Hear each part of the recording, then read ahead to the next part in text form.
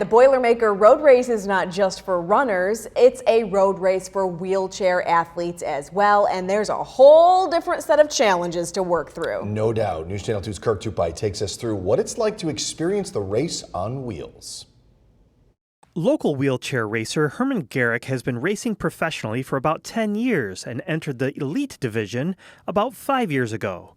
This year, he'll be competing against 50 or so wheelchair athletes, one of the biggest fields the Boilermaker has ever seen. Getting through the course on wheels is a different experience for each athlete. I love the first 4 miles because that's where I gain most of my advantages and most of my positioning. So I'll take that in stride, and then once we get down to the parkway, you just tuck in and you're flying down there anywhere between, like I said, 30 to 40 miles an hour easy. Wheelchair racers have to keep a close eye out for the smallest of road conditions, and that's just the beginning of the challenges. You know, it gets a little hairy because you don't know what people are going to do, if they're going to cross the road, if they know we're coming down 20, 30 miles an hour, and they should. So, just making sure that we have a clear course for the racers, especially on the downhills. The Boilermaker is known around the world as a challenging course, and it's just as tough on the wheelchair athletes. As soon as you get to Burstone, like you said, it's a gradual climb, it's open, there's no shade.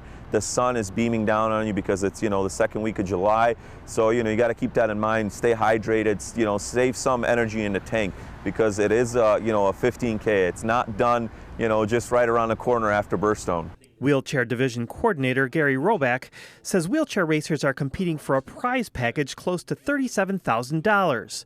But the safety of the competitors is always the top priority. Rain is probably the worst enemy out there for a wheelchair athlete, there's no doubt. Wet roads are clearly a hazard to wheelchair racers, but runners wearing headphones can be equally as dangerous, as they may not be able to hear when a wheelchair is approaching. For wheelchair races especially, because we're traveling at speeds anywhere between 20 to 40 miles an hour on some downhills, and we can clock speeds of up to 15 to 20 miles an hour on the flats. So one small bump, and we're up in the air, we're going airborne. There'll be a detour around the bottom of Champlain Ave. Racers will have a hard right turn onto Caroline Street, go a few blocks, and turn left onto Kellogg Ave. Roback will be setting up hay bales at the turns as a safety precaution. I don't want anybody to come tumbling out of a chair. It's dangerous enough on the straight roads, but the downhill with a turn does pose some challenges for sure. Wheelchair competitors have to be aware of every challenge, even the ones you can't predict.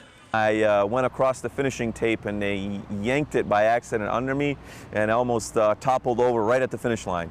But I came in there crashing through that finish line and took the win. We'll have new information on the wheelchair race tonight at 6. In Utica, I'm Kirk Tupai reporting for News Channel 2.